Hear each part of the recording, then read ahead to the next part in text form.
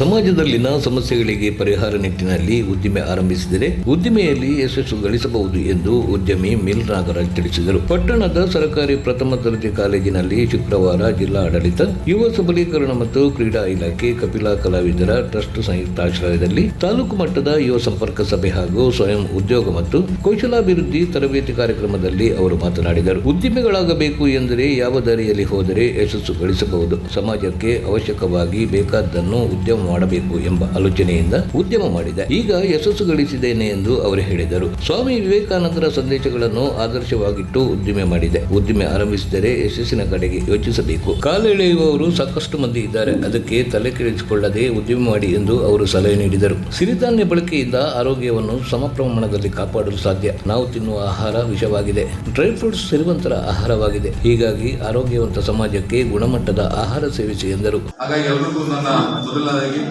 ನಮಸ್ಕಾರಗಳು. ತಮಗೆಲ್ಲರಿಗೂ ನಮಸ್ಕಾರಗಳು. ವಾಯ್ಸ್ ಕೇಳ್ತದಲ್ವಾ?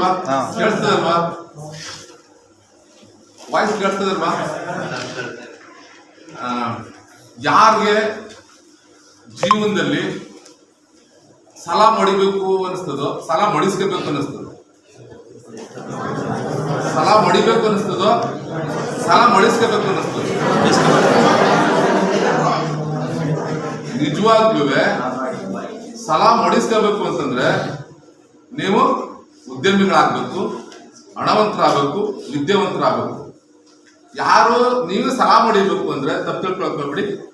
ಚೆನ್ನಾಗಿ ಓದಿ ಯಾವುದೋ ಒಂದು ಒಳ್ಳೆ ಉದ್ಯೋಗಕ್ಕೆ ಹೋಗಿ ಅಲ್ಲೂ ನಿಮ್ಗೆ ಜನ ಸಾಲ ಮಾಡಿರ್ತಾರೆ. ಆದರೆ ಉದ್ಯೋಗದಲ್ಲಿ ಸರ್ಕಾರಿ ಉದ್ಯೋಗ ಸೀಮಿತ ಸಂಪಾದನೆ, ಒಂದು 50,000 ಆಗ್ಬೋದು, 1,00,000 ಆಗ್ಬೋದು. IPS IAS ಮಾಡಿದ್ರೆ ಪ್ರಾಮಾಣಿಕ ಸಂಪಾದನೆ 2 ಲಕ್ಷ ಆಗ್ಬೋದು, 3 ಲಕ್ಷ ಆಗ್ಬೋದು. ಅಡ್ಡದಾರಿ ಬೇಕಾದ್ರೆ 10 ಲಕ್ಷ ಬೇಕಾದ್ರೂ ಸಂಪಾದನೆ ಮಾಡಬಹುದು. ಅದು ಬದುಕಲ್ಲ. ರೈತ ದಿನಾಚರಣೆ ಅಂಗವಾಗಿ ಕಾರ್ಯಕ್ರಮವನ್ನು ಸಸಿಗೆ ನೀರು ಹಾಕುವ ಮೂಲಕ ಉದ್ಘಾಟಿಸಿ ಪಟ್ಟಣ ಪಂಚಾಯಿತಿ ಅಧ್ಯಕ್ಷೆ ರಾಧಿಕಾ ಶ್ರೀನಾಥ್ ಮಾತನಾಡಿ, ವಿದ್ಯಾರ್ಥಿಗಳು ಓದಿನತ್ತ ಗಮನ ಹರಿಸಬೇಕು. ಜೀವನದಲ್ಲಿ ಗುರಿ ಸಾಧಿಸುವ ಮೂಲಕ ಪೋಷಕರು ಶಿಕ್ಷಕರಿಗೆ ಕೀರ್ತಿ ತರಬೇಕು ಎಂದು ಸಲಹೆ ನೀಡಿದರು. ಕಾಲೇಜಿನ ಉಪಪ್ರಾಂಶುಪಾಲೆ ವೆಂಕಟಮ್ಮ, ಕಪಿಲಾ ಕಲಾವಿದರ ಸಂಘದ ಅಧ್ಯಕ್ಷ ಶಿವಜನ್ಯ, ಪಟ್ಟಣ ಪಂಚಾಯಿತಿ ಸದಸ್ಯ ಚೆಲುವಕೃಷ್ಣ, ಸಂಘದ ಗೌರವಾಧ್ಯಕ್ಷ ಶ್ರೀನಿವಾಸ್, ಉಪಾಧ್ಯಕ್ಷ ಮಹೇಶ, ಕಾರ್ಯದರ್ಶಿ ಮರಿಸ್ವಾಮಿ, ಖಜಾಂಚಿ ಮಲಾರ ಗಣೇಶ, ಸಂಘಟನಾ ಕಾರ್ಯದರ್ಶಿ ನವೀನ್, ದೇವರಾಜು, ಉಪನ್ಯಾಸಕಿ ದೀಪಾ ಸೇರಿದಂತೆ ಕಾಲೇಜಿನ ವಿದ್ಯಾರ್ಥಿಗಳು ಸಾಕ್ಷಿಯಾಗಿದ್ದರು. ಇನ್ನಿತರರು ಹಾಜರಿದ್ದರು. ವರದಿ ಚಂದ್ರ ಹಾದನೂರು. ಈ ಒಂದು ವಿಷಯಗಳನ್ನ ನನ್ನ ಬದುಕಿನ ತಿರುವು ಯಾವ ರೀತಿ ಕೊಡ್ತದ್ದು, ನೀವು ಯಾಕೆ ಆಗ್ಬಾರ್ದು ಅನ್ನೋ ವಿಚಾರನ ನಮ್ಮ ಸ್ನೇಹಿತ ಶ್ರೀನಿವಾಸ ಸರ್ ಅವರು ನೀವೇ ಒಂದು ಮಾದರಿ ಹೇಳಿ ಅಂತ ಹೇಳಿದ್ರು. ಹೇಳ್ತೀನಿ, ಆದರೆ ನೀವು ಅಮೂಲ್ಯವಾದ ಸಮಯನ ಕೊಡಬೇಕು. ಜೊತೆಗೆ ನಿಮ್ಮ 2 ಕಿವಿಗಳು ಮತ್ತು ಮನಸ್ಸನ್ನು ಈ ಕಡೆ ಕೊಟ್ಟರು ಮಾತ್ರ ಸಾಧ್ಯ.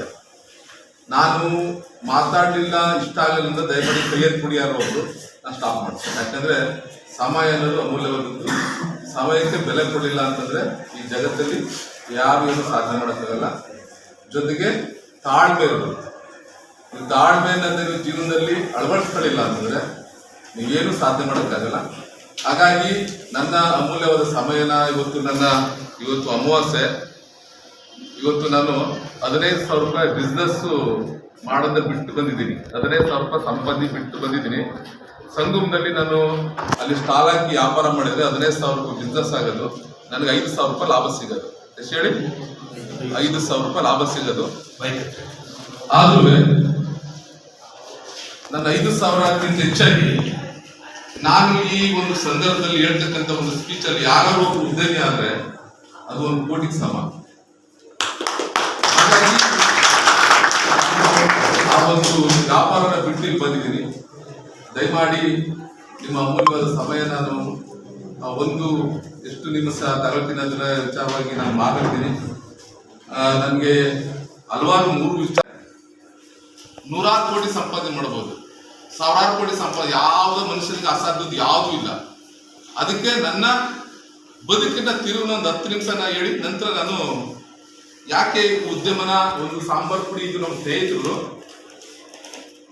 SMS ಅಂತ ಇವರು IAS ಎಕ್ಸಾಮ್ನ ಬರೆದು ವೈವೋದಲ್ಲಿ 8 ಮಾರ್ಕ್ಸಲ್ಲಿ ಮಿಸ್ ಆಯಿತು IAS ಎಕ್ಸಾಮಲ್ಲಿ. ಹಾಗಾಗಿ ಮನಸ್ಸು ಬೇಜಾರಾಗಿ ಅವ್ರು ಯಾವುದೇ ಮುಂದಕ್ಕೆ ಹೋದ್ರೆ ಸ್ವಂತ ಉದ್ಯಮಿಗಳಾಗಿದ್ರೆ ಮಂಡ್ಯದಲ್ಲಿ ಸತೀಶ್ ಅಂತ SMS ಅಂತ ಉದಾಹರಣೆ ಕೊಡ್ತೀವಿ. ಜೊತೆಗೆ ಈ ನಂಬಿಕೆ ಪ್ರಾಡಕ್ಟ್ ಏನಕ್ಕೆ ಮಾಡಿದೆ, ಯಾಕೆ ಮಾಡಿದೆ ಅನ್ನೋ ವಿಚಾರನ ನಿಮಗೆ ಮಂದಾಟ ಮಾಡಿದಾಗ ಅರ್ಥ ಆಗುತ್ತೆ. ಸ್ನೇಹಿತರೆ, ನನ್ನ ವೈಯಕ್ತಿಕ ಬದುಕನ್ನು ತಿಳಿಸ್ಬಿಡ್ತೀನಿ. ನಮ್ಮ ಸ್ನೇಹಿತರು ಶ್ರೀನಿವಾಸ್ ಸರ್ ಹೇಳಿದ್ರು, ತುಂಬ ಬಡತನದಲ್ಲಿ ಹುಟ್ಟಿ ಈ ಒಂದು ಹಂತಕ್ಕೆ ಬಂದಿದ್ದಾರೆ. ರಸಗೊಬ್ಬರಗಳನ್ನು ಹಾಕಿ ಮನೆಯಲ್ಲೇ ಒಳ್ಳೆ ರಸಗೊಬ್ಬರಗಳನ್ನು ತಯಾರು ಮಾಡಿ ಬೆಳೀತಾ ಇದ್ರು. ಇವತ್ತಿನ ಇದರಲ್ಲಿ ಗೊಬ್ಬರಗಳು ಚೆನ್ನಾಗಿ ಬರ್ತಾ ಇಲ್ಲ. ಆರೋಗ್ಯ ಸಮಸ್ಯೆಗಳು ತುಂಬ ಆಗ್ತಾ ಇರೋದ್ರಿಂದ ಇವ್ರು ಏನು ಮಾಡ್ತಾ ಇದ್ದಾರೆ ಅಂದರೆ, ಒಳ್ಳೆ ಒಂದು ಮನೆಯಲ್ಲೇ ಸಾವಯವ ಕೃಷಿಯಿಂದ ಬೆಳೆದಿರೋಂಥ ಪದಾರ್ಥಗಳನ್ನ ಬಳಸಿ ನೀವು ತಯಾರು ಮಾಡ್ಬೋದು. ಏನು ಈ ಪ್ರಾಡಕ್ಟ್ಗಳನ್ನ ತಂದಿದ್ದಾರೆ ನಿಮಗೆ ತರಬೇತಿ ಕೊಡೋಕ್ಕೆ. ಈ ತರಬೇತಿಯಿಂದ ನಿಮಗೆಲ್ಲ ತುಂಬ ಅನುಕೂಲ ಆಗುತ್ತೆ ಅಂತ ನಾನು ಹೇಳಕ್ಕೆ ಇಷ್ಟಪಡ್ತೀನಿ. ಮುಂದಿನ ಜೀವನಗಳಲ್ಲಿ ನೀವು ಮನೆಯಲ್ಲಿ ಓದೋದ್ರ ಜೊತೆಯಲ್ಲಿ ಈ ಥರ ನಿಮ್ಮ ಟೈಮ್ ಇದ್ದಾಗ ಈ ಥರ ಬಳಸಿ ಇದನ್ನ ತಯಾರು ಮಾಡಿ ಸೇಲ್ ಮಾಡೋದ್ರಿಂದ ನಿಮ್ಮ ಅನುಕೂಲಗಳು